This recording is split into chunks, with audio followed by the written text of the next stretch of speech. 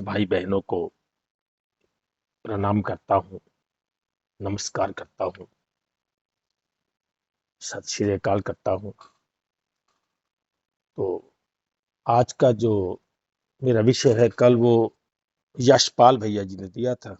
अभी वो शायद आए नहीं हैं, तो उनको बेल लगा दो अगर वो आ जाए तो, क्योंकि आज उन्हीं का दिया हुआ विषय है, तो वो होंगे तो ज्यादा अच्छा लगेगा। जी बेल लगा दी। जी जी।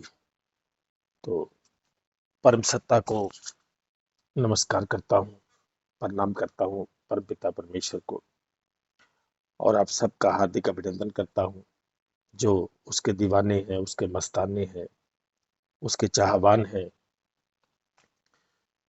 तो उन्होंने कल यशपाल जी ने एक विषय दिया था मुझे। एक हमारे ग्रंथ है स्वामी दत्तात्रेय जी का, जिसका नाम है त्रिपुरा रहस्य। हालांकि बहुत देर पहले पढ़ा था उसको, उसके बाद वो मिला भी नहीं, पता नहीं कहाँ रह गया, वो कोई ले गया या चलो। तो ये जो उपदेश है स्वामी दत्तात्रेय जी के द्वारा, क्या नाम उसका, परशुराम जी को दिया गया उपदेश है। बहुत शानदार उपदेश है ये, जबरदस्त इसको कह सकते हैं, बहुत बढ़िया। इस उपदेश को कहने से पहले मैं विशेष रूप से श्री यशपाल जी का धन्यवाद करता हूं, जिनके कहने से आज इस उपदेश को लेकर आपके समक्ष उपस्थित हुआ हूं। आप अभी तो उनका धन्यवाद मत करना, क्योंकि अभी आपने ये सुना ही नहीं है। बिना सुने, बिना समझे, बिना, तो हम धन्यवाद करेंगे भी तो वो ऐसे फॉर्मेलिटी हो जाएगा। हाँ, एक बात कहूंगा कि अगर कोई सच में ज्ञान का सच्चा जिज्ञासु, श्रद्धावान, सत्यनिष्ठ होगा, तो वह इस उपदेश को सुनने के बाद उनका धन्यवाद अवश्य करेगा। क्योंकि उन्होंने जो ग्रंथ चुना है ना, वो अपने आप में अनूठा है, अपने आप में अमूल्य है, अपने आप में वो जबरदस्त है। सुनने के बाद आप उनका धन्यवाद करोगे, इस बात की गारंटी है, और वो भी लाइफ टाइम वाली। अब अगर ये उपदेश इतना ही गहन है, इतना ही मूल्यवान है, तो इस उपदेश को कहने से पहले मैं कुछ अपने विचार इस पर कहना चाहूंगा। ये बड़े जरूरी है, क्योंकि यह उपदेश अपने आप में बहुत गहरा है, गहन है, बहुत गहनता को लिए हुए है, अपने भीतर बहुत से ऐसे रहस्यों को लिए हुए है, जिन्हें सुनकर पहली बार कोई किसी का अंतःकरण उसे स्वीकार कर लेगा, ऐसा मान लेना मेरी नादानी भी हो सकती है, मेरी भूल भी हो सकती है। और ये उपदेश बिगिनर्स, यानी जो शुरुआती हैं, उनके लिए तो बिल्कुल नहीं है, और उनके लिए भी नहीं है जो अपने मार्ग पर स्थिरता से डटे हुए हैं। स्थिरता से माने भले कुछ प्राप्त है, भले नहीं प्राप्त है, अपना भरोसा, बस मेरा विश्वास है, जिन्हें हम समाज में कट्टरवादी जैसे शब्दों से भी संबोधित करते हैं, ये उनके लिए तो कम से कम उनके काम नहीं आएगा। ये उपदेश उनके लिए किसी उपहार से कम नहीं है जो स्वयं से प्रेम करते हैं। अब स्वयं से तो आप बोलेंगे सभी प्रेम करते हैं, तो इस बात का पता तब चलेगा जब आप इस उपदेश को सुन लोगे कि स्वयं से कौन प्रेम करता है। और वो जो अपने आप को ऊंचाइयों के उस शिखर पर ले जाना चाहते हैं, जहां पर जन्म और मृत्यु का भय बहुत पीछे या बहुत नीचे छूट जाता है, वो जो केवल अपना मित्र होना चाहता है, जो त्वब को मम में परिवर्तित करना चाहता है, जो अपना हित किसी और के हाथों की बजाय उस परम प्रभु के हाथों में सौंपना चाहता है, जो वो स्वयं ही है। यह ग्रंथ मेरे सबसे प्रिय ग्रंथ मेरे सबसे प्रिय ग्रंथों में से एक है। एक ये ग्रंथ है, इसका एक दत्तात्रेय जी का हो और ग्रंथ है, उसका नाम है अवधूत गीता। ये मेरे बड़े प्रिय ग्रंथ हैं, क्योंकि इनमें दिया गया उपदेश अपने आप में अनूठा, लाजवाब और बेमिसाल है। हालांकि ये ग्रंथ इतने पॉपुलर नहीं है, फिर भी अपने आप में बड़े बेमिसाल है ये, क्योंकि दत्तात्रेय जी इसमें इधर उधर की बातें ना करके सीधा यथार्थ पर बात करते हैं। त्रिपुरा रहस्य रूपी ग्रंथ या उपदेश आध्यात्मिक जगत में किसी क्रांति से कम नहीं है। अब दत्तात्रेय जी कौन है, इसके बारे में थोड़ी जानकारी। ये ऋषि अत्रि और माता अनुसुईया जी के सपुत्र हैं। आपने नाम सुना होगा ऋषि अत्रि, जो सप्त ऋषियों में भी एक ऋषि है, वो ऋषि अत्रि जी है। और उनकी पत्नी माता अनुसुईया, जिन्होंने राम वनवास के दौरान माता सीता जी को भी उपदेश दिया था। अगर आपने रामचरितमानस पढ़ा होगा, रामायण पढ़ा होगा, तो उसमें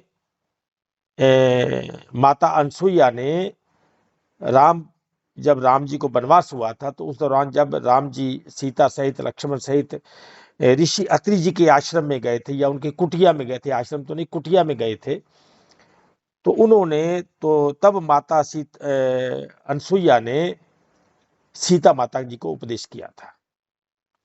और केवल उपदेश ही नहीं दिया था, बल्कि माता सीता को दिव्य वस्त्र और दिव्य आभूषण तक भी प्रदान किए थे। आप इसको रामचरितमानस में आप इसको जाके पढ़ सकते हैं। और उसके बाद आगे फिर आए जिन्होंने उपदेश लिया परशुराम जी, जिन्हें भगवान परशुराम के नाम से भी कहा जाता है, जिन्हें विष्णु के अवतार के नाम से भी कहा जाता है। तो उनकी माता रेणुका, जिन्हें मरने से पहले दत्तात्रेय जी को ये कहा था, आपने परशुराम जी को ये कहा था कि मेरे जाने के बाद, मेरे तन छोड़ने के बाद मैं आपको एक बात बोल के जा रही हूं, तो मुझे वचन दो कि आप मेरे जाने के बाद आप एक बार दत्तात्रेय जी के पास जाओगे और उनसे उपदेश लोगे। ये मेरी इच्छा है। अब उस समय तो वो बहुत क्रोध में थे, क्योंकि इतिहास में दो प्रकार की घटनाएं आती हैं। पहले तो परशुराम जी ने ही अपनी माता का गला काट दिया था अपने पिताजी के कहने पर, और दूसरा जो परशुराम जी के जो पिता हैं, जिनका नाम जमदग्नि था, उनकी किसी क्षत्रिय के द्वारा हत्या कर दी गई थी। और परशुराम जी की माता ने सती होने से पहले, मतलब सती हो गई थी वो, परशुराम जी से ये वचन लिया था कि मेरे जाने के, सती होने के बाद तुम दत्तात्रेय जी के पास ज्ञान उपदेश लेने के लिए जाओगे। अब ये दो बातें आपस में कंट्रोवर्सी है, इतिहास में जैसा जैसा जिक्र है मैंने आपके सामने बोल दिया। अब इतिहास, क्योंकि उस समय जब जिसके पिताजी की हत्या हो जाए तो वो गुस्से में तो होगा, और इसलिए उन्होंने उस समय अपनी माता के इस कथन का इतना समर्थन तो नहीं किया। परंतु कुछ समय बाद जब उन्हें अपनी माता जी को दिया हुआ वचन याद आया, तो तब वो स्वामी दत्तात्रेय जी के पास उपदेश लेने के लिए गए थे। और ये परशुराम वही है जिन्होंने 21 बार धरतियों को क्षत्रियों से विहीन कर दिया था। और सीता स्वयंवर के समय भी श्री राम जी का परशुराम से वार्तालाप हुआ था, आपको वो भी याद होगा, ये वही परशुराम जी है।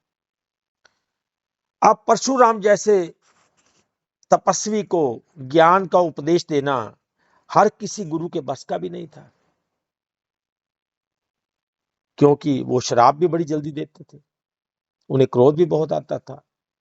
अब इस बात को आप भली भांति समझ सकते हैं कि इस कारण भी इस ग्रंथ का महत्व कितना और अधिक हो जाता है कि उसी तपस्वी दत्तात्रेय जी के द्वारा जिनको उपदेश दिया गया। अब क्योंकि परशुराम जी के अंदर तप का बहुत बल था, इसलिए परशुराम जी को उपदेश देना इतना सरल कार्य नहीं था, परंतु दत्तात्रेय जी ने अपने इस कार्य को इतनी दक्षता और इतनी गहनता से किया है जो अपने आप में अति विलक्षण है। अतः स्वामी दत्तात्रेय जी का त्रिपुरा रहस्य नामक उपदेश केवल उन जिज्ञासुओं के लिए है जो अध्यात्म की उन ऊंचाइयों को छूना चाहते हैं जिनसे वो आज तक वंचित हैं, जिन ऊंचाइयों को छूना हर किसी के बस की बात नहीं है।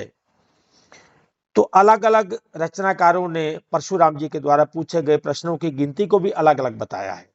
अब किसी ने 7 कहा है, किसी ने 4 कहा है, तो किसी ने 24 भी कहा है। तो इसमें बात ये मेन है, बात उस उपदेश को समझने की, सुनने की, जानने की। इस त्रिपुरा रहस्य में 3 खंड हैं, कार्यखंड, महात्मय खंड और तीसरा खंड है जिसको हम ज्ञान खंड के नाम से जानते हैं।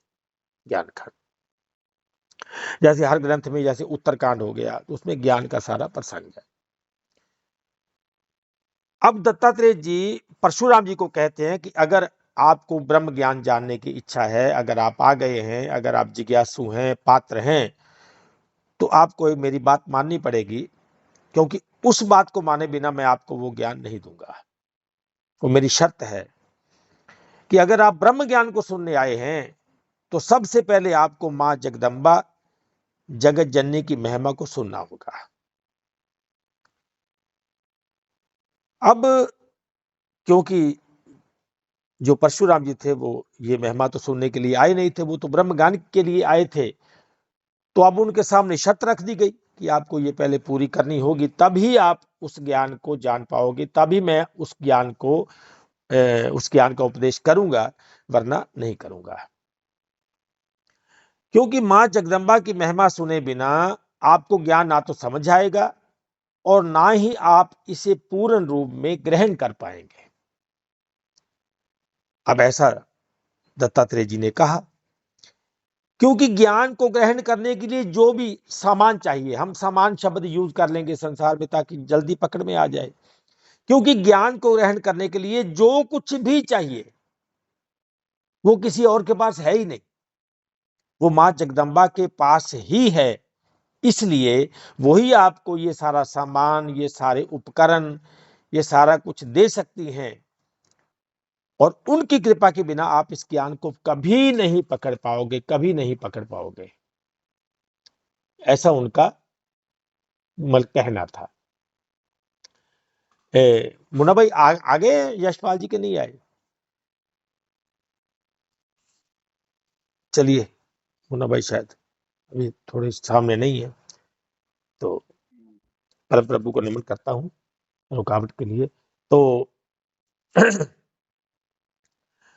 क्योंकि मां जगदम्बा जो है वो इस सृष्टि की रचयिता है, समस्त तत्वों को पैदा करने वाली है, जगत जननी है, पूरे जगत की माता है। मां जगत जननी शक्ति स्वरूप है, इस सृष्टि का आधार है। अगर वह इस सृष्टि को पैदा नहीं करती तो मानव तन, ब्रह्म ज्ञान, भक्ति, मुक्ति आदि का अस्तित्व किससे होता, किसके लिए होता, किससे होता और किसके लिए होता। इसलिए सबसे पहले आपको मां का पूजन भी करना होगा, उनका ध्यान भी करना होगा, उनको पुकारना भी होगा, उनका आह्वान भी करना होगा। ये आपको करना होगा ताकि आपको इस उपदेश का पूर्णतः लाभ मिल सके। क्योंकि बिना ध्यान के आपको मां की कृपा प्राप्त नहीं होगी, और आप पर मां की कृपा हो सके फिर आप उसी के द्वारा निर्मित ये जो आपके पास तन है, इसमें पांचों ज्ञान इंद्रियां हैं, मन है, बुद्धि है, अहंकार है, और जिन्होंने इसको निर्मित किया है तो उन्हीं के द्वारा आप इस ज्ञान को ग्रहण कर सकते हैं। उनके अगर वो नहीं है तो आपको ये ज्ञान फिर आपको समझ में नहीं आएगा, तो आप इसको ग्रहण नहीं कर पाओगे। जैसे आकाश में गतिशील जितनी भी तरंगे हैं, उनका अपने उपकरण के बिना कोई वैल्यू नहीं है। अब आकाश में तो मतलब स्टार टीवी भी चल रहा है, तो उसमें कलर टीवी भी है, तो उसमें डीडी न्यूज भी है, तो उसमें स्पोर्ट्स चैनल भी हैं, तो सब कुछ है उसमें, तो आकाश में है, ये तरंगे घूम रही हैं, गतिशील हैं। परंतु अगर आपके पास टेलीविजन नहीं है, आपके पास रेडियो नहीं है, आपके पास मोबाइल नहीं है, तो उन तरंगों का लाभ भी कोई नहीं है, क्योंकि उनको अब एक उपकरण चाहिए जिसमें वो ये क्रियाशील हो सके, या वो अपने उस रूप को दिखा सके। रेडियो ना हो, टेलीविजन ना हो, तो ये तरंगे कहां जाएंगी, कहां प्रवेश करेंगी? क्या बिना आधार के दृश्य ध्वनि का कारण बन सकती हैं? नहीं, नहीं बन सकती। अब क्योंकि मानव तन है, इसकी निर्माता आदि शक्ति ही है, जिसे श्रीमद् भगवत गीता में भी अध्याय 7 के श्लोक नंबर 4 और 5 में श्री कृष्ण जी के द्वारा कहा गया है। तो दत्तात्रेय जी का कहना है कि जब तक आप इसका ज्ञान नहीं लोगे, तब तक आप तत्व में प्रवेश कर ही नहीं पाओगे। और इसी का उल्लेख अध्याय 9 के 4 और 5 में भी, 7 के भी 4 और 5 में, और अध्याय 9 के भी 4 और 5 में है। तो थोड़ा इन पर थोड़ी नजर दौड़ा लेते हैं, ताकि थोड़ा पकड़ में भी आ जाए। तो पहले 7 का 4 और 5। अब ये जो 4 और 5 श्लोक है 7 नंबर अध्याय में, तो ये इकट्ठा ही है। भूमि रापो नलो वायु खम बनो बुद्धि रेवच अहंकार इत्यम में भिन्ना। ये आप जब पढ़ोगे तो इसको आप इसका अर्थ जब पढ़ोगे तो आपको पकड़ में आ जाएगा कि ये दत्तात्रेय जी क्या बात करने जा रहे हैं। उसमें लिखा है कि पृथ्वी जल अग्नि वायु आकाश मन बुद्धि और अहंकार भी इसलिए लगाया कि हम मन बुद्धि और अहंकार को जड़ पदार्थों में काउंट नहीं करते हैं, जोड़ते नहीं है, मानते नहीं है, तभी भी शब्द कहा गया।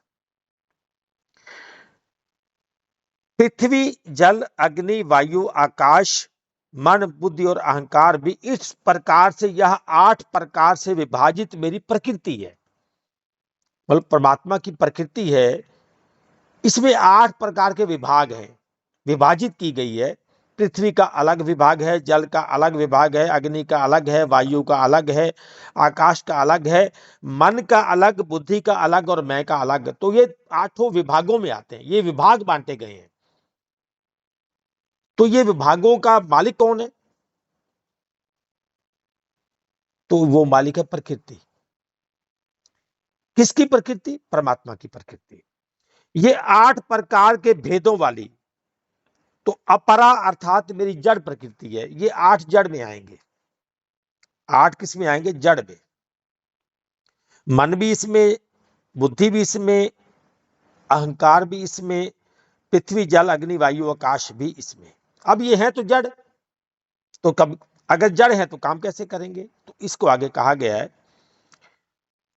और हे महाबाहो, और इससे आगे सुनो अर्जुन, इससे दूसरी को, जिससे यह संपूर्ण जगत धारण किया जाता है, मेरी जीव रूपा परा अर्थात चेतन प्रकृति जान।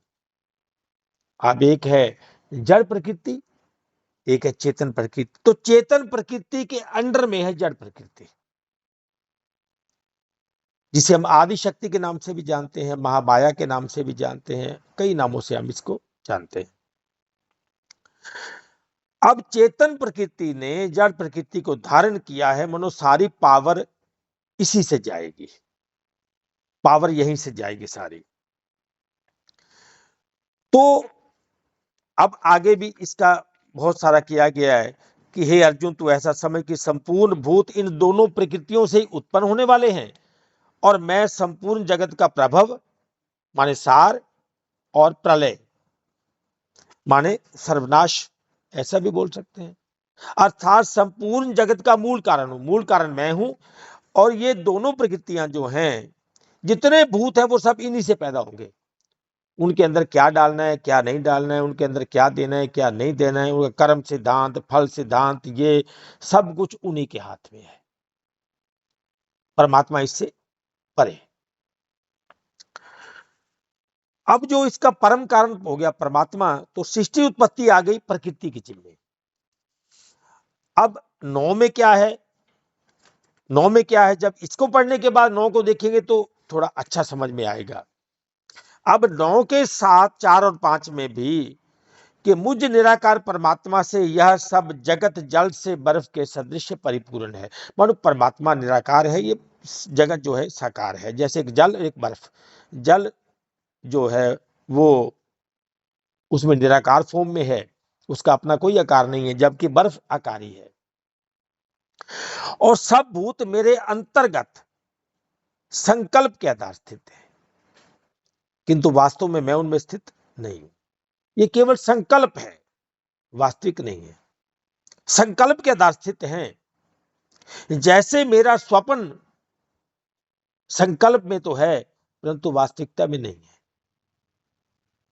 वे सब भूत मुझ में स्थित नहीं है, वे सब भूत मेरे में स्थित नहीं है, वे सब भूत मुझ में स्थित नहीं है। किंतु अब इसमें कमाल किसका है, इसमें कमाल किसका है, किंतु मेरी ईश्वरीय योग शक्ति को देख।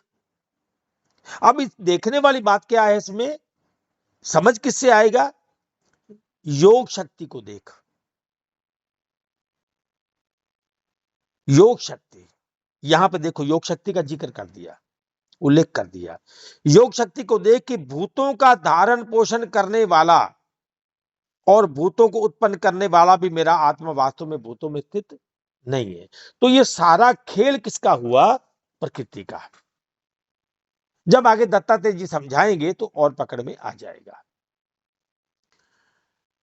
अब महाभारत में भी ऐसा उल्लेख आता है, जब युद्ध चल रहा था तो एक रात को जब सुबह कुछ भयंकर युद्ध होने वाला था, तो श्री कृष्ण जी अर्जुन को कहते हैं कि अर्जुन, कल क्योंकि एक विशेष प्रकार का युद्ध है, तो इसलिए उसके लिए आपको एक काम करना पड़ेगा। तो अर्जुन ने पूछा वो काम क्या करना पड़ेगा, तो कृष्ण जी ने कहा कि आपको मां जगदम्बा का आह्वान करना पड़ेगा, उनको पुकारना पड़ेगा। तो इस पर अर्जुन ने कहा कि अगर मैं मां को पुकारूंगा, आह्वान करूंगा, तो क्या मां आएगी। तो तब श्री कृष्ण जी ने उत्तर में कहा कि अगर अर्जुन पुकारेगा तो नहीं आएगी, अगर अर्जुन पुकारेगा तो कभी नहीं आएंगी, और अगर एक पुत्र पुकारेगा तो अवश्य आएंगी। इसलिए अर्जुन बन के मत पुकारना, पुत्र बन के पुकारना, अर्जुन की पुकार से नहीं आएंगी वो। तो दत्तात्रेय जी ने परशुराम को सबसे पहले आदि शक्ति, जिसे हम योग शक्ति, महामाया आदि के नाम से भी जानते हैं, उसका विस्तार से उपदेश किया है, विस्तार से। अब क्योंकि ये आध पौन घंटे के बात में मैं इसको पूरा तो डिटेल में तो ये 5 घंटे में भी नहीं हो सकता है, तो संक्षिप्त कहूंगा।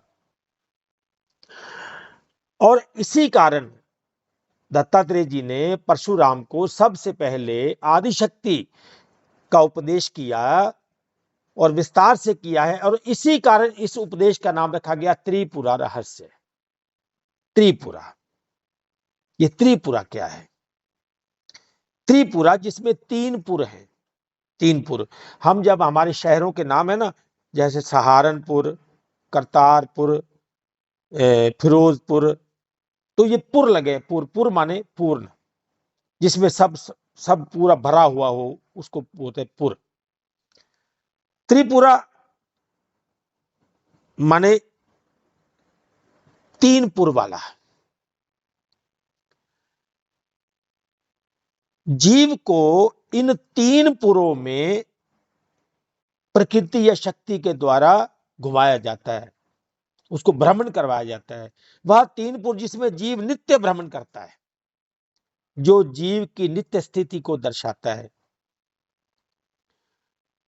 अगर आप श्रीमद् भगवद गीता के अध्याय 13 के श्लोक नंबर 11 है शायद, जिसमें अध्यात्म ज्ञान में नित्य स्थिति और तत्व ज्ञान के अर्थ रूप परमात्मा को देखना, ये तो सब ज्ञान है और इसके अतिरिक्त जो है वो सब अज्ञान में आता है, ऐसा कहा गया है।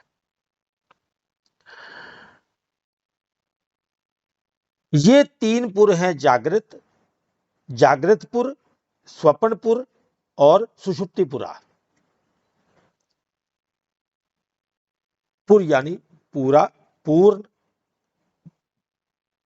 जैसे उसमें अध्याय 9 में कहा ना कि ये जो मुझ निराकार परमात्मा से ये सब जगत जल से बर्फ के सदृश परिपूर्ण है। परिपूर्ण माने इसको वहां भी पूर्ण कहा गया है, इसमें किसी प्रकार की कोई कमी नहीं है, पूर्ण है ये। जब आप दत्तात्रेय के त्रिपुरा रहस्य को सुन लेंगे तो उसके बाद आपकी धर्म ग्रंथों को पढ़ने की जो धारणा है वो बदल जाएगी। धर्म ग्रंथ आप पहले भी पढ़ते हैं, आप श्रीमद् भगवद गीता पढ़ते हैं, रामचरितमानस पढ़ते हैं, उपनिषद पढ़ते हैं, परंतु जब आप इसको सुन लेंगे ना, इस उपदेश को सुन लेंगे, तो उसके बाद आपकी धारणा ही बदल जाएगी कि धर्म ग्रंथों को पढ़ा कैसे जाता है। आपकी नजर में एक और खूबी आ जाएगी, एक और स्पेशल एक समझ आ जाएगी, ताकि जब आप धर्म ग्रंथों को पढ़ेंगे तो अब आपको लगेगा कि अब मुझे ज्यादा पकड़ में आ रहा है, ज्यादा समझ में आ रहा है, क्योंकि आपकी दृष्टि को एक ऐसी सूझ मिल जाएगी, समझ मिल जाएगी कि आप हर धर्म ग्रंथ के अर्थ को गहराई से और बखूबी समझने लगेंगे।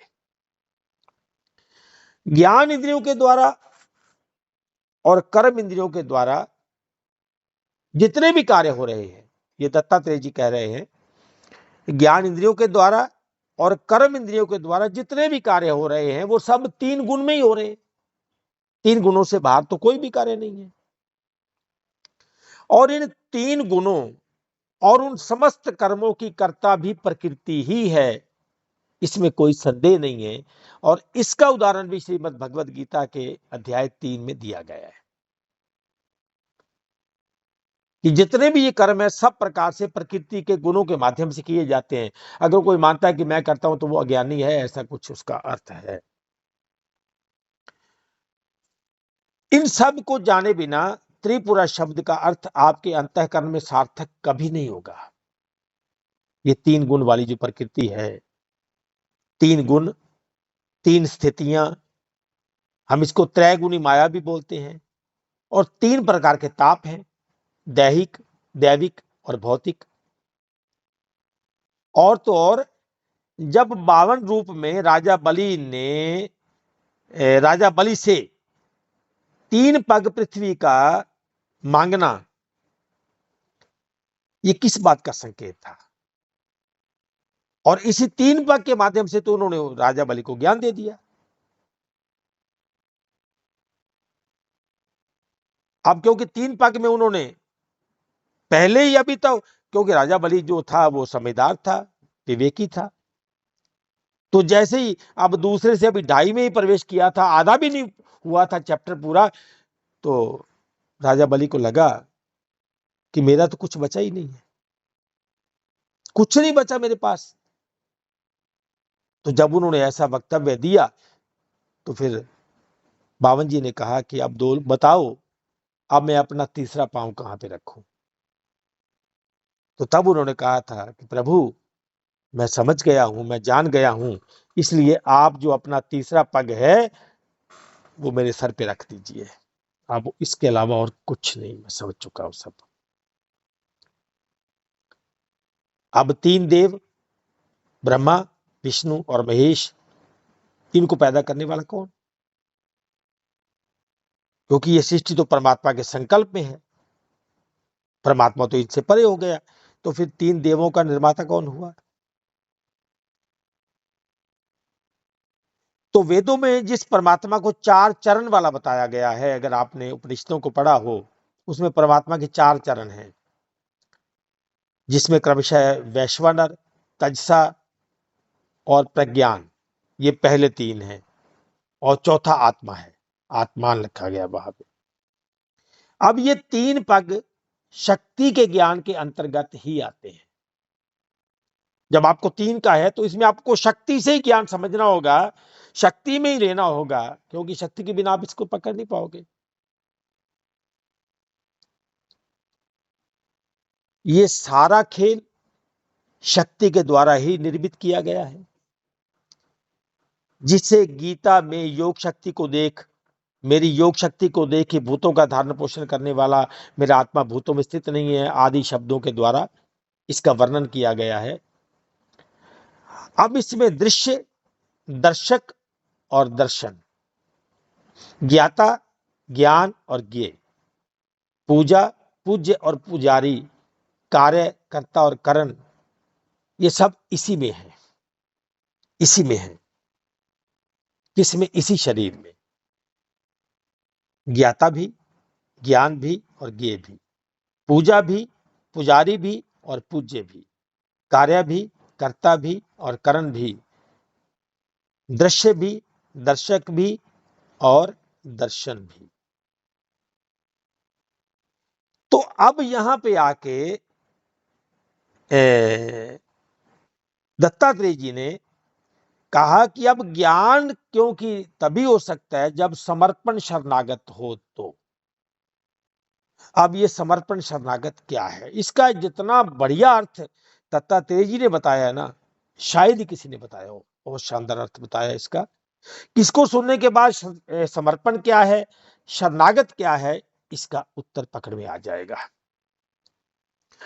अब दत्तात्रेय जी ने परशुराम के द्वारा पूछे गए एक प्रश्न का उत्तर देते हुए उन्होंने क्या पूछा था? उन्होंने कहा कि देखिए, अब आप मेरे सामने खड़े हैं, अब मेरे जितने भी प्रश्न होंगे आप उनका उत्तर देंगे, समाधान भी करेंगे, परंतु अब हमेशा तो आप मेरे पास रहेंगे नहीं, ना ही मैं आपके पास हमेशा रहूंगा। ज्ञान के बाद आप उधर, मैं इधर, हम एक दूसरे के पास नहीं रहेंगे। तो उसके बाद जब मेरा कोई शंका उठेगा, जब आप मेरे पास नहीं होंगे, तो मैं क्या करूंगा? तो ये प्रश्न उनका बड़ा ही महत्वपूर्ण था, बहुत महत्वपूर्ण था।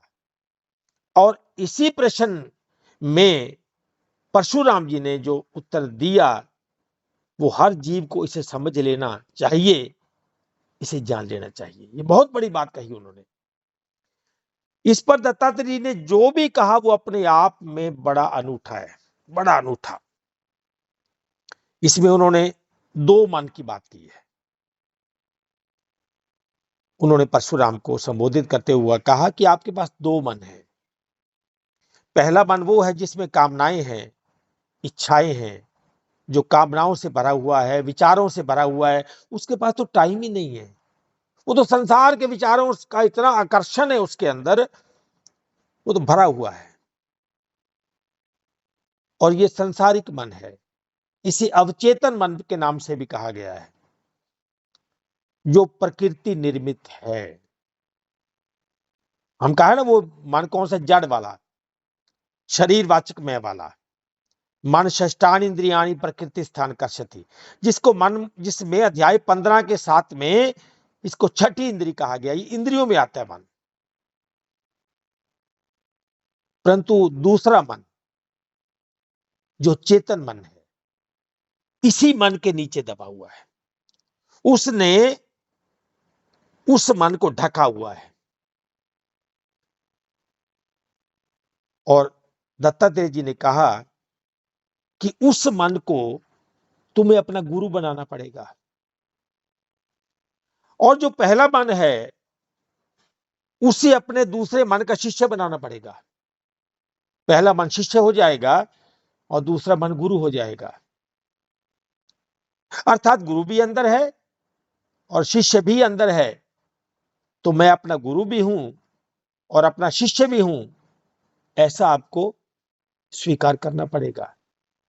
चेतन मन गुरु है और वैचारिक मन उसका शिष्य है, क्योंकि चेतना के द्वारा ही उसको संसार में क्रियाशील किया जाता है। संसारिक कामनाएं, वासनाएं, इच्छाएं, तृष्णाएं, विषय, ये सब कुछ उसी मन का, ये प्रकृति के मन का पाठ है। और जो दूसरा है वो चेतना के मन का पाठ है, जिससे उसको धारण किया गया है, उसको धारण करने वाला। अब इसको दूसरे शब्दों में कि सुरत भी अंदर है और शब्द भी अंदर है, दोनों एक ही स्थान पे रहते हैं, जिस पर हम उस दिन, हम क्या नाम, अमरपाल जी बात कर रहे थे। अब वो टेक्निक जानना चाहते थे कि बस मुझे टेक्निक बताओ, बाकी तो बस मैं ज्ञानी हूं।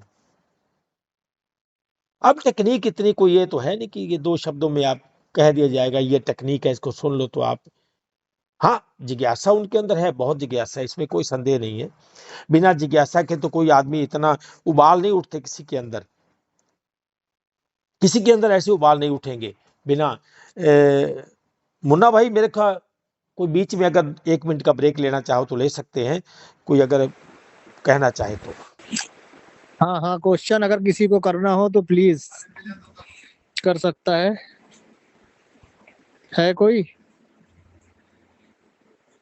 कोई ग्रुप मेंबर्स अगर कुछ प्रश्न करना चाहता हो तरसेम भैया से 1-2 मिनट के लिए। तो सेम जी, थोड़ा सा जो मेन पॉइंट है एक दफा रिपीट कर दो, बस सभी को थोड़ा ध्यान में आ जाएगा, बस इतना ही भी बहुत है। मेन पॉइंट दोबारा रिपीट कर दो बस।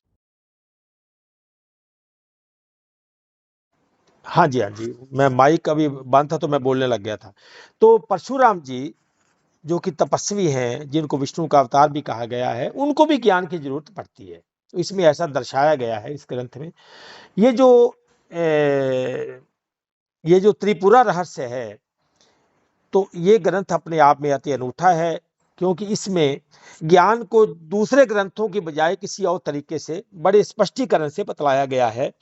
तो इसमें पहले प्रकृति के ज्ञान पे जोर दिया गया है कि प्रकृति का ज्ञान किए बिना, शक्ति का ज्ञान के बिना आप सत्ता का ज्ञान नहीं प्राप्त कर सकते। क्योंकि जिस तन में हो वो शक्ति का है, जिस जो मन है वो शक्ति का है, बुद्धि शक्ति की है, मैं शक्ति का है, 3 गुण शक्ति के हैं, जिसमें आप कर्म विधान में फंसे हो, फल विधान में फंसे हो, कर्ता भर्ता ये सब इसमें वो भी प्रकृति का है। तो पंच भौतिक तत्व भी प्रकृति के हैं, ब्रह्मा विष्णु महेश भी प्रकृति के हैं। तो इसमें जो 5 तन मात्राएं हैं, स्पर्श, शब्द, रूप, रस और गंध, ये भी प्रकृति के हैं। और उनको ये जो काम, क्रोध, लोभ, मोह, अहंकार भी प्रकृति के हैं। तो इसलिए जब तक आपको प्रकृति का ज्ञान नहीं होगा तो तब तक आप उस तत्व में प्रवेश नहीं कर सकते। इसलिए पहले इस प्रकृति का पूजन, जैसे हम किसी भी कार्यक्रम से पहले हम क्या करते हैं, पहले ना यज्ञ करते हैं। हम भी हर वर्ष जब प्रोग्राम करते हैं पहले यज्ञ करते हैं। तो कुछ उनके महत्व को नहीं समझते, वो बोलते हैं नहीं ये बताओ कार्यक्रम कब शुरू है। तो मैंने कहा पहला दिन है, पहले दिन हम यज्ञ करेंगे, क्योंकि उसमें हम एक प्रकार की प्रार्थना करेंगे, एक प्रकार की पूजा है वो। तो अपने आप को समर्पित करेंगे, उसके लिए शक्ति मांगेंगे, शक्ति का आह्वान करेंगे। तो वो बोलते नहीं कार्यक्रम कब शुरू है बस ये बताओ। उनका मतलब है कि वो बस मूल वाला चाहिए, बाकी तो टाइम नहीं है, चलो पहला दिन छोड़ देते हैं।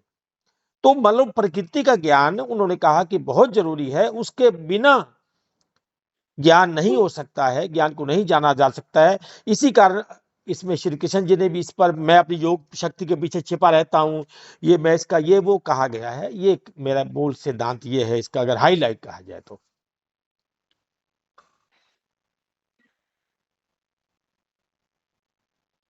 जी, अब किसी का कुछ पे कोई प्रश्न है तो। बाकियों की मदद के लिए ना मैंने चित्र डाले हैं, ये प्रकृति और उस प्रकृति की शक्तियां और उसका विस्तार, ये सारी जो आपने बताई है ना कि अभी मैंने थोड़ी देर पहले ही चित्र डाले हैं। हाँ, इनका एक्सप्लेनेशन की ये बाकायदा राइटिंग में है, साधारण भाषा में। अब वो देखो, एक्सप्लेनेशन में थोड़ा लंबा तो होगा ही, तो यानी 10-12 लेसन तो कम से कम है टोटल इसको समझने के लिए। जी ठीक है, जी। हाँ, जो समझना चाहेगा अच्छा वो उनको दे देंगे, बता देंगे उनको। हाँ जी। नहीं, मेरा रुकने का जो कारण होता है ना वो ये होता है कि मैंने जो भी बोला है, जितना भी बोला है, उसमें से अगर कोई प्रश्न खड़ा हुआ है, कोई गलत है या कोई पकड़ में नहीं आया या समझ में नहीं आया, तो उसको विस्तार किया जा सकता है। अगर अगर लैब बिल्कुल आपकी नहीं, बनी हुई है बिल्कुल तो अच्छी कोई। बात है। हाँ, बिल्कुल ठीक चल रहा है, ठीक ठीक चल रहा है, रिपीट हो गया, बहुत बढ़िया। हाँ हाँ, जी, हाँ और जी, एक्सप्लेन करिए प्लीज। जी जी जी। परम पिता परमेश्वर की जय हो। थोड़ा पानी। तरसेम जी, बहुत बहुत धन्यवाद भैया। आपने सागर को गागर में डालने की कोशिश की। अभी मैं उस गागर को एक चम्मच में डालने की कोशिश कर, ये सारा काम झाम है। हम वो जड़ लेकर सब कुछ, मैं कुछ एक बीच में आपको संदेश भरी आपकी आवाज कट रही है। आवाज कर ली।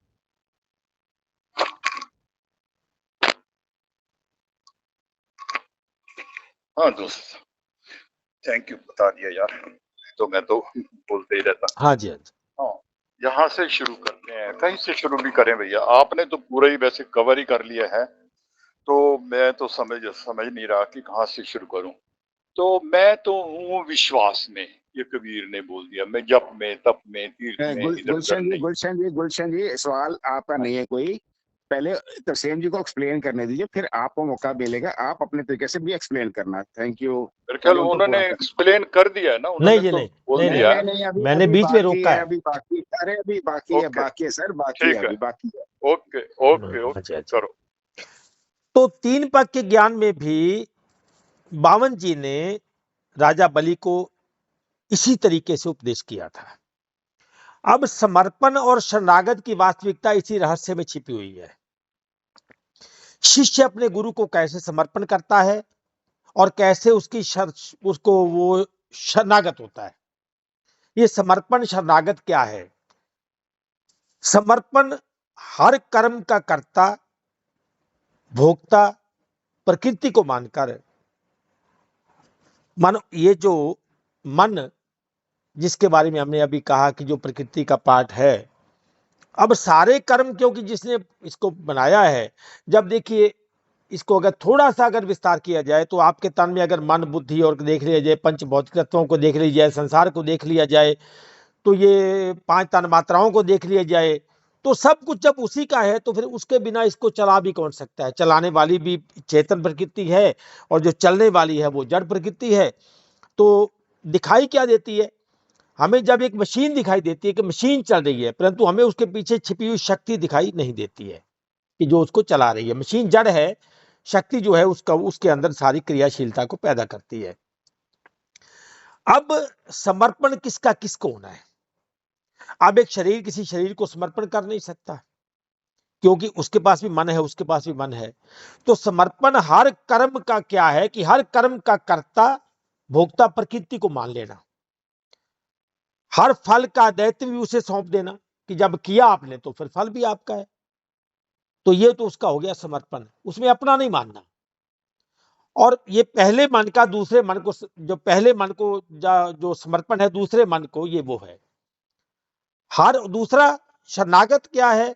हर कार्य उसी को आधार बना के करना, ये है उसकी शरणागति। कि जितने भी कार्य हैं उसका आधार कौन है? उसी को बना के करना, जिसको शरणागत हुआ है। तो पहले मन का दूसरे मन को, पहला मन हो गया शिष्य, दूसरा मन हो गया गुरु। तो गुरु भी अंदर है और शिष्य भी अंदर है। जैसे कि मैंने पहले कहा था कि इसे संक्षिप्त रूप में ही कहा जा सकता है।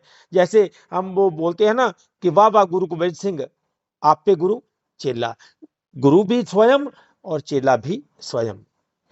तो इसको क्योंकि संक्षिप्त में ही कहा जा सकता था। अब इसका अभी वो ब्रह्म ज्ञान वाला चैप्टर तो हम नहीं खोल सकते क्योंकि उसमें बहुत टाइम लग जाएगा, बहुत लंबा हो जाएगा वो, तो उसमें ही कम से कम 1 घंटा चाहिए बनाने बोलने में। तो इसमें यही कहूंगा कि जो ब्रह्म ज्ञान है उसमें दृष्टा, दर्शन और दृश्य, एक मैंने इसको अब कविता के रूप में लिखा था, वो आपको सुना रहा हूं कि दृष्टा, दर्शन और दृश्य तीनों जहां एक समान, वही परम का दर्श है, वही तत्व का ज्ञान। ज्ञाता ज्ञान और ज्ञे का मिलन जहां सरेआम, वही तत्व का बोध है और वही परम का धाम। भव भजन भगवान जहां तीनों एक समान, वही बोध वही ज्ञान है, वही शब्द वही नाम। सत्यम शिवम और सुंदरम जहां लगे न तीन, वही धर्म वही परम है, वही ज्ञान वही ध्यान। धर्म कर्म और मर्म का जहां बचे न भान, मैं तू और वह मिल रहते एक मकान। जड़ चेतन और तीन गुण, कर्ता और करतार, जहां मिलन है तीन का, वही सभी का धाम। यही परम का मार्ग है, यही धर्म यही मोक्ष, यही मुक्ति का द्वार है, यही परम का धाम। तो सबसे पहले उन्होंने प्रकृति के ज्ञान को मां जगदम्बा के ज्ञान पर जोर दिया कि जब तक आप इस पे नहीं आओगे तब तक आप पर वो ज्ञान की कृपा कौन बरसाएगा, कैसे बरसेगी, अब इसको पार कैसे करोगे, इसको कैसे लांघोगे, जब आप इसको नमस्कार नहीं कर रहे हो, इसका प्रणाम नहीं कर रहे हो, इसका पूजन नहीं कर रहे हो, इसका ध्यान नहीं कर रहे हो, इसको पुकार नहीं रहे हो, आह्वान नहीं कर रहे हो, तो आप ज्ञान में नहीं उतर पाओगे। तो ये उनका एक विशिष्ट उल्लेख है। इसमें बहुत डिटेल से है, अभी तो मैंने संक्षिप्त में थोड़ा बहुत कह दिया है। तो इसका जो दूसरा है ज्ञान खंड, उस पर मैंने चर्चा अभी नहीं की है कि ज्ञान खंड में क्या है, वो ज्ञान क्या है, तो उस पर हम फिर कभी बात करेंगे, क्योंकि टॉपिक बहुत लंबा हो जाएगा। इसलिए मैंने अपने समय को आधार बनाते हुए इसको यहीं रोकना चाहूँगा। तो अपनी वाणी को विराम देता हूँ। परमपिता परमेश्वर की जय हो, सर्वोच्च शक्ति सत्ता की जय हो। अब आपको जो भी कहना चाहें तो आप कह सकते हैं, अपने अपने विचार दे सकते हैं। स्वागत है आपका। यदि किसी का सवाल हो तो वो पूछे, या किसी का कोई एक्सपर्ट है, उस विषय का एक्सपर्ट है तो वो बताए। बिना एक्सपर्ट के यहाँ बात नहीं चलेगी। जिसका पूरा अध्ययन हो, प्रॉपर अध्ययन हो, मनन हो, जिस विषय पे, इस विषय पे वही बात करे। नहीं तो नहीं, अधूरी बात नहीं। यदि हाँ सवाल है तो वो कर सकते हैं।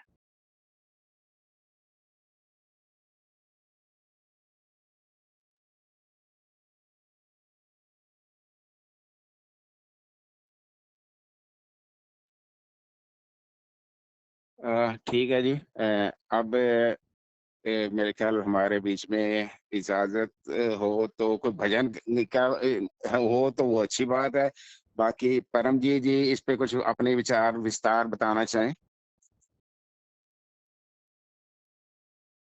आज मैं वैसे सुन नहीं पाई ज्यादा, क्षमा। तो प्रकृति के बारे में अभी मेरे को अभी 5-7 मिनट ही हुए हैं। अभी जो इन्होंने बोला प्रकृति हाँ किस बात हाँ की, मुझे जी। तो आप बता सकते हैं कि प्रकृति का, इन्होंने ना तरसेम जी ने कहा कि वो इस धरती मतलब सृष्टि की शक्ति रूप में है सारा कुछ। उस शक्ति का विस्तार कैसे कैसे कहाँ कहाँ है, हम सब लोग शक्ति से जुड़े हुए हैं, शक्ति ही कार्य कर रही है। उस शक्ति को जान कर ही उस परम तत्व को जाना जाता है। तो भारी रूप में शक्ति नजर आ रही है, और सूक्ष्म रूप में मूल तत्व जो है उसको जानने के लिए शक्ति के जानकर ही अपने को उपलब्ध होगी, उस तत्व तक, वहां तक हमारी चेतना जो है, ध्यान जो सोचते हैं वहां तक पहुंच सकती है। ये तो चेतना का विस्तार की अभी शुरुआत हुई है कि चेतना की शक्ति का क्या विस्तार है। हाँ, इसके बारे में आप बता सकते हैं। जी, बहुत सुंदर विषय है। जैसे अब कई लोग कहते हैं कि हम सीधा ज्ञान से क्यों नहीं जा सकते, भाई हम इतना जाने, इसको जाने फिर छोड़े, फिर इसको जाने, मन को जाने, इंद्रियों को जाने, विषय विकारों को जाने, तो डायरेक्ट क्यों नहीं जान लेते उसको। तो असल में ये डायरेक्ट जानने का विषय होता नहीं है। जब तक हम इन सब को नहीं जान जाएंगे, पूरी तरह से नहीं जान जाएंगे, अरे मन को तो मैं अपना बोल रहा हूँ, वरना मन मेरा कहाँ है। इंद्रियों को तो मैं भाव दे रहा हूँ, तो ये इंद्रियां मेरी कहाँ है। जब तक मैं अपनी मान्यताओं को, जिनको मैं खुद मान रहा था, तभी तो मैं मेरा लगा रहा था। अदरवाइज ये तो नहीं, इंद्रियां तो नहीं कहती हम तुम्हारे हैं, ये तो हमारे कहने से नहीं चलती हैं।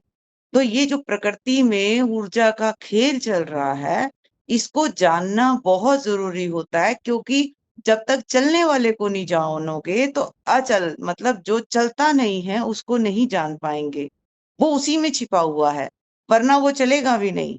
अगर उसको समझना है तो इस चलते वाले को ही समझना पड़ेगा कि मेरे अंदर भाव कैसे आते हैं, मेरे अंदर ज्ञान अज्ञान कैसे आते हैं, मेरे अंदर ये जो वृत्तियां हैं, कभी कोई वृत्ति उठ जाती है, कभी स्वप्नाकार वृत्ति उठ गई, कभी जागृताकार वृत्ति उठ गई। इसके लिए भी लोगों ने बड़े पहलू बोले कि कारण ये है कि ये जो जागृत वाला सीन है, ये 18-18 घंटे हम देखते हैं, और स्वप्न वाला हर बार बदल रहा है। इसलिए हम स्वप्न से छुटकारा पाने के लिए कुछ भी नहीं करते। वो रोज नया होता है, वहां तो मुर्दे भी आ जाते हैं, पैदा नहीं, अजीब अजीब से आ जाते हैं, मतलब उसकी कोई सत्ता नहीं है। मगर ये जो जागृत में सत्ता चल रही है, ये एक पर्टिकुलर नियम से चल रही है, बिल्कुल नियम से, जैसे प्रकृति नियम से चलती है। कब सर्दी आनी है, कब गर्मी आनी है, कौन सा प्लेनेट कब हिल रहा है, कब चल रहा है, मूवमेंट जो सूर्य चंद्रमा की सारी प्लेनेटों की जो मूवमेंट है, वो सारी प्रकृति के अंदर एक व्यवस्थित है। भाई माँ के गर्भ से वो बच्चा होगा, बच्चा फिर जवान होगा, जवान से फिर बूढ़ा होगा, एक क्रम जो है वो क्रिया चल रही है। और इसको हम 12, 13, 18 घंटे तक हम जागकर देखते हैं, इसलिए ये वाला स्वप्न हमें पक्का हो जाता है। मगर अगर हम इसमें भी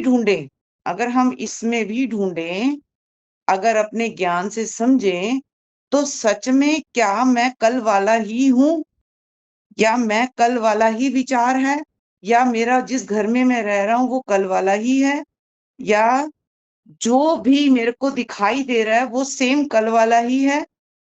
तो जब हम बड़े गहरे से इसको निर्णय करेंगे कि ये जागृत वाला तो ठीक है कि भाई ये बहुत लंबा है और हम इसको सच मान रहे हैं और इसी में दुख और सुख दोनों को अनुभव कर रहे हैं, तो वो यही संत यही समझाएगा, तू ध्यान से देख, तू कल वाला नहीं रहा, तू बदल गया है। जैसे तेरा भोजन हर थोड़ी देर बाद बदलता है, तेरी वृत्तियां विचार सब बदलते हैं, वो नहीं है जो 10 साल पहले थे या 5 साल पहले थे या 6 महीने पहले थे, सब कुछ बदल ही रहा है। बस तेरी ये जो एक क्रम से चल रहा है ना, सब कुछ जो बदलना है ना वो क्रम से हो रहा है। इस कारण हम ये जागृत वाले में फंस जाते हैं। पर इन सबको जाने बिना, इन सब की प्रक्रिया को जाने बिना, मन को जाने बिना, बुद्धि को जाने बिना, संकल्प शक्ति को जाने बिना, अपने अहंकार को जाने बिना, इन सब को जाने बिना हम उस तत्व की अगर खाली बातें करेंगे तो वो खोखलापन होगा। क्योंकि देखा जाए, अगर हम अपने देखें तो जितने भी ग्रंथ हैं वो सब हमें रास्ता ही दिखा रहे हैं, उस जगह का अनुभव हमें खुद करना पड़ता है। जैसे कोई किसी के पास, जैसे पहले भी एक बार इन्होंने बोला था कि गुरुजी के मिलवाने के लिए अगर कोई पड़ोसी को दरवाजा खड़काओ भी तो वो हाथ पकड़ के उस दरवाजे तक ले जाएगा, बस इतना ही काम होता है। तो ऐसे ही ग्रंथ हाथ पकड़ के हमें बता देते हैं रास्ता, तो चलना खुद को पड़ना है, क्योंकि वहां सिर्फ अनुभव रह जाता है। और अनुभव कैसे आएगा? जब तक ये वाली प्रक्रिया, अब आप ये कहोगे जी मैंने रेडियो खोल डाला, अलग अलग पार्ट कर डाले, भाई मैं ये नेति कर दिया, भाई मैं ये मन भी नहीं हूं, मैं शरीर भी नहीं हूं, मैं इंद्रियां भी नहीं हूं, मैं ये भी नहीं हूं, अब रेडियो खुल गया। तो अब संगीत सही नहीं बैठने के लिए हमें दोबारा उसको जोड़ना पड़ेगा, उसको फिर लगाना पड़ेगा। जैसे हमने भोजन बनाया, सारी रसोई बिखर जाती है, फिर हम उसको समेट देते हैं, तभी हमें पूर्णता का समझ आता है। फिर पता लगे ये जो खेल है इसको हटाकर परमात्मा नहीं है, इन सब खेल को समझकर, वर्त कर, इनके स्वभावों को जानकर कि अग्नि का स्वभाव क्या है। कई बार लोग तो बहुत देर से रो रहे होते हैं, अचानक उनका रोना बंद हो जाता है, वो जो उनके जिस वजह से रो रहे होते हैं वो बात पूरी हो जाती है तो उनका रोना बंद हो जाता है, तो उन्हें लगता है मैं उस परमात्मा के आनंद को पा गया। असल में वो आनंद नहीं होता, वो प्रकृति के अंदर ऐसा व्यवस्थित होता है, हमें लगता है कि अब हम बड़े आनंद है, अब तो हमारा मन भी नहीं चल रहा, अब तो हमारी बुद्धि भी नहीं चल रही, अब तो हम कोई काम नहीं कर रहे, अब तो प्रकृति हमारा साथ दे रही है, शरीर भी तंदुरुस्त है और विचार भी बड़े अच्छे हैं। तो ये वाला जो आनंद है ये कारण से बना हुआ है, कोई कारण आधार है। एक है जो बिना कारण आनंद है, वो आनंद अलग है। और ये वाला जो प्रकृति का जो नियम चल रहा है, और इसको जानना बहुत जरूरी होता है, इसीलिए ग्रंथ लिखे गए और इतनी व्याख्या करी गई, और हर संत उसी की व्याख्या कर रहे हैं कि आपके मन में ये धारणाएं हैं, इसको हटाओ, ये आपकी मानी हुई है या फिर ये जानी हुई है। मानना जानना जब सब छूट जाएगा तो उस परम सत्ता का भी अनुभव होने लग जाएगा। जी, प्रणाम सभी को। शुक्रिया। यश जी आगे हैं, यश जी प्लीज, यश जी का सवाल था, यश जी आप बात कर सकते हैं। तरसेम जी और यश जी। जी प्रणाम। अभी मैं ज्वाइन किया मैंने, तो मेरा प्रश्न अगर आप एक बार दोहरा दे तो बात हो सकती है। क्या चर्चा थी मुझे आइडिया नहीं। हाँ जी तरसेम जी, नहीं आप जी ने कल जो बताया था ना ग्रंथ का नाम भी था, आज अच्छा तरसेम जी अच्छा ने अच्छा उसकी अच्छा चर्चा की है, तो वो अभी जी थोड़ी जी सी आप आपस में थोड़ी बातचीत करेंगे तो बाकियों को लाभ होगा।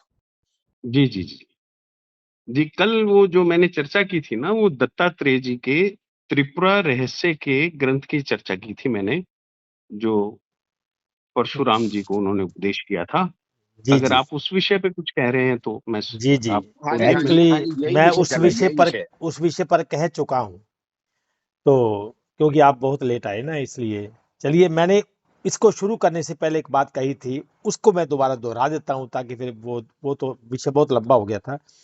मैंने ये शुरू करने से पहले कहा था कि इस उपदेश को कहने से पहले मैं विशेष रूप से श्री यशपाल जी का धन्यवाद करता हूं, जिनके कहने से आज इस उपदेश को लेकर आपके समक्ष उपस्थित हुआ हूं। आप अभी उनका धन्यवाद मत करना, क्योंकि अभी आपने ये उपदेश सुना नहीं है। हाँ, अगर सच में कोई ज्ञान का सच्चा जिज्ञासु होगा तो इसको सुनने के बाद वो उनका धन्यवाद अवश्य करेगा। इस बात की मेरी लाइफ टाइम तक गारंटी है कि अब वो यशपाल जी का धन्यवाद करेगा, और वो अभी अधूरा है। तो मैं ये जानना चाहता हूं कि जब आपने ये उपदेश सुना, अभी अभी ये केवल प्रकृति के ज्ञान तक सीमित था, अभी इसका वो तत्व वाला ज्ञान खंड नहीं खोला है, क्योंकि लंबा हो जाता। तो अब मैं अपने भाई बहनों से जो ग्रुप में हैं उनसे पूछता हूं कि आपको ये कैसा लगा, उनका जो, क्योंकि ये बहुत गहन ग्रंथ है, बहुत गहन ग्रंथ है ये। तो अब कैसा लगा ये? मनमोहन जी भी हैं, विजय जी भी हैं, गोपाल जी भी हैं, अपनी अपनी एक एक सेकंड खोल के तो बता दें कि उनको ये क्या उनका धन्यवाद करना बनता है कि उन्होंने ये जो इसको कल कहा था कि आज इसकी बात की जाए।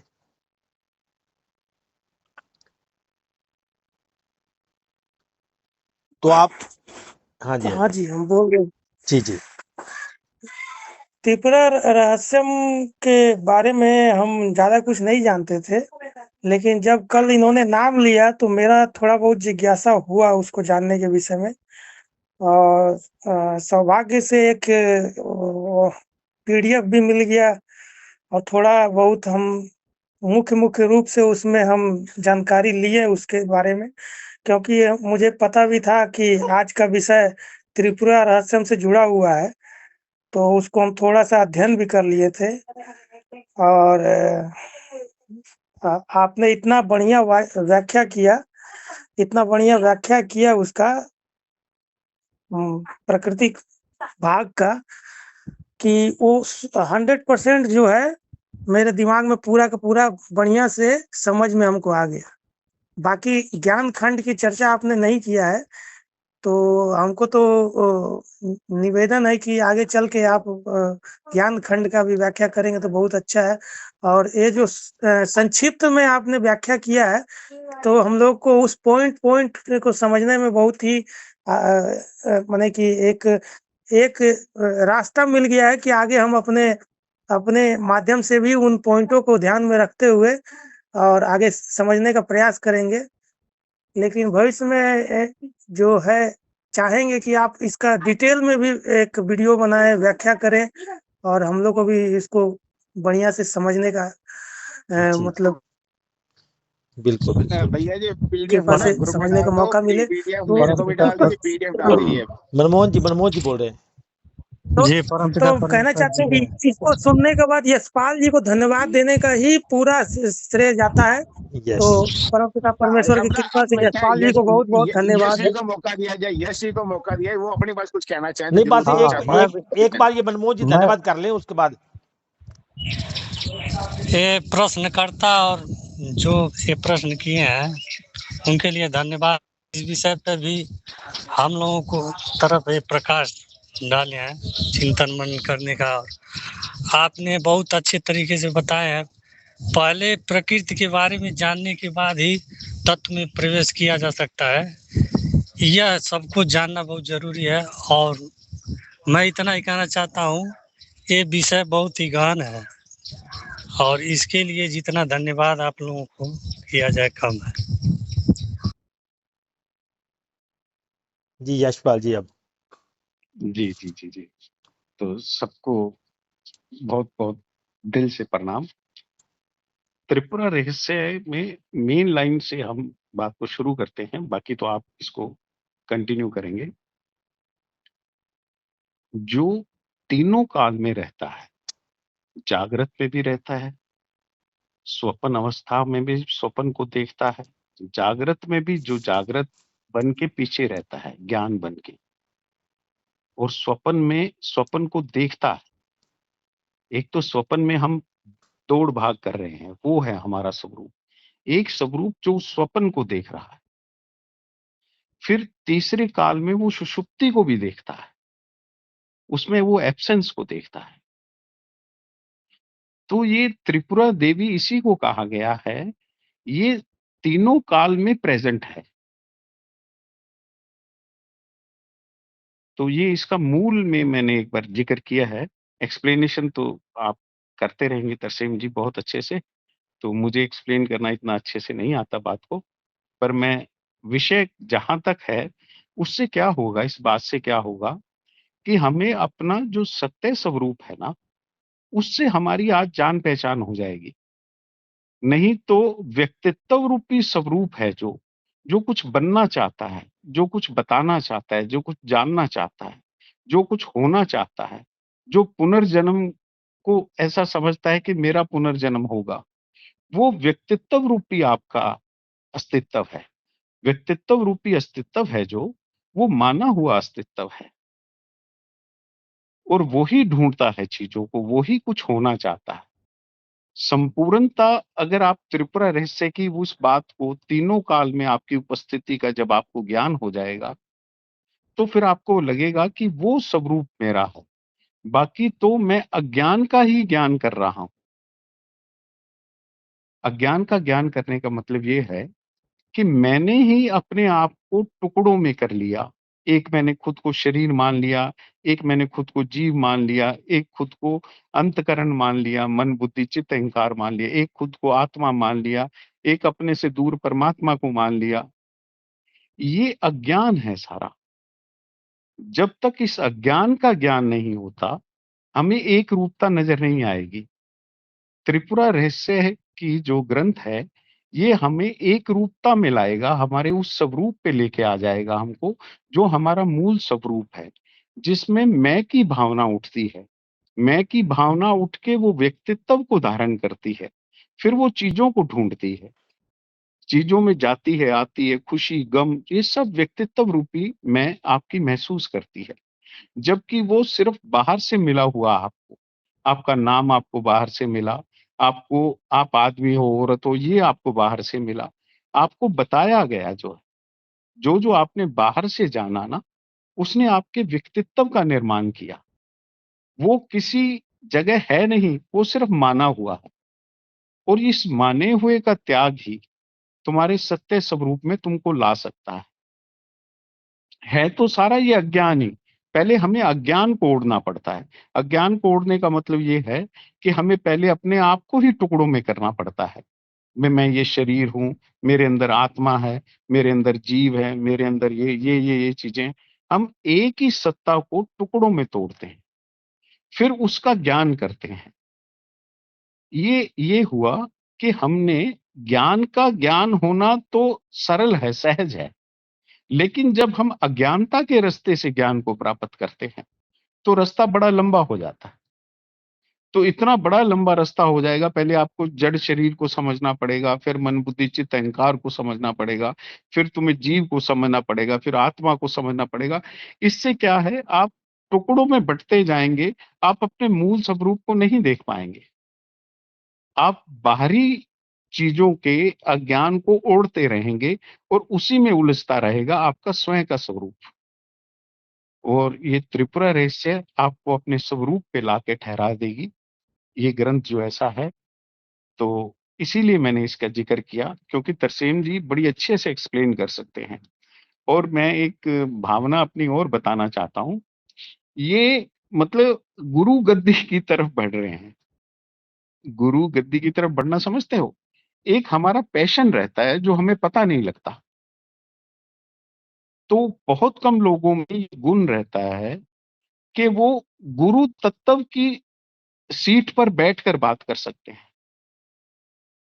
तो तरसेम जी में ये ख़ासियत है, तो ये गुरु तत्व की सीट पे बैठ के बात कर सकते हैं और मैं तो जिज्ञासु की सीट पे ही बैठ के बात कर सकता हूँ।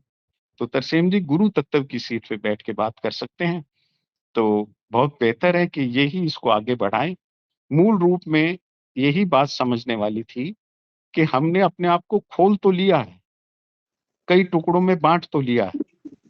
अब इसको जोड़ के एक रूप में देखना और जहाँ से ये सब चीज़ें उठती हैं, सबसे पहले तो आपका जो मूल स्वरूप है ना, उसमें सबसे पहली भावना उठती है मैं की। या यूँ कहें जो आपका विज्ञान में कोश है ना, उसमें सबसे पहली भावना उठती है मैं की। अगर ये मैं अपने सत्य मूल की तरफ बढ़ने लगेगा तो आनंद प्रकट होगा। और यही मैं अगर अपने सत्य स्वरूप को भूलकर भावनाओं में माने हुए में चला जाएगा तो इसकी ऊर्जा नीचे को बहने लगेगी। तो वो विकार कहें या कुछ भी कहें, उनमें मन आपका जो व्यक्तित्व है उसमें बहने लगेगा। अगर यही व्यक्तित्व ईश्वर चर्चा, हमारी धार्मिक मान्यताओं की तरफ बढ़ेगा, सत्य की तरफ बढ़ेगा, तो उसमें से अपने आप आनंद प्रकट हो जाएगा।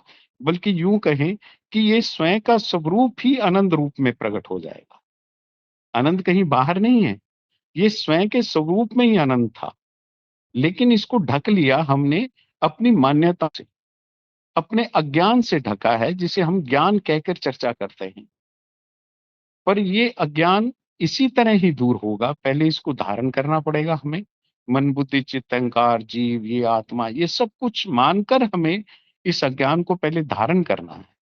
फिर धारण करते करते हमें सदग्रंथ सदगुरु लोग फिर हमें अपने मूल स्वरूप के आते हैं। हम डायरेक्ट अपने मूल स्वरूप पर नहीं जा सकते। जी जी धन्यवाद। जी जी, हमने इसी पे ही आज हमने एगो की 1 घंटा बात की है। आधा तो हमने संक्षिप्त में कहा है, बाकी इसका पार्ट जो कल कहेंगे। तो आप क्योंकि थोड़े लेट हो गए, इसलिए आप मैं क्या करूंगा, उसके यूट्यूब में वीडियो डाल के इसका लिंक भेज दूंगा, तो आप इसको जो आज बोला है यशपाल जी वो सुन लेना आप। बाकी जो जरूर जरूर। आपने कहा जी वो तो सब परमात्मा की कृपा है, उसी की वाणी है, उसी का शरीर है, तो जो बुला लेता है तो बोल देते हैं, तो ये सब उसकी कृपा है। तो जैसा भी है चलो, तो सबको नमस्कार करता हूँ, प्रणाम करता हूँ जी। प्रणाम जी, प्रणाम प्रणाम महात्मा जी, प्रणाम सबको बहुत बहुत प्रणाम। आपके पास जो 2 पेज है शब्द वो मैं भी कर कहना दीजिए। चाहता था, अगर आप